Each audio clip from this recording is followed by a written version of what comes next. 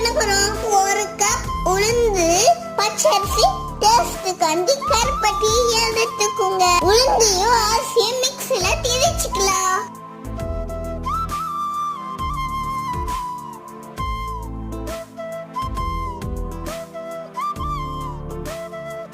நல்லா திரிச்சாச்சு. இப்போ ஜல்லடையில சலிச்சுக்கலாம்.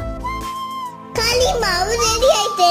ஒரு பாத்திரத்துல தண்ணி ஊத்தி கருப்பட்டி போட்டு கரைச்சுக்குங்க. அது நல்லா சூடு பண்ணிட்டு ஃபில்டர் பண்ணி எடுத்துக்குங்க.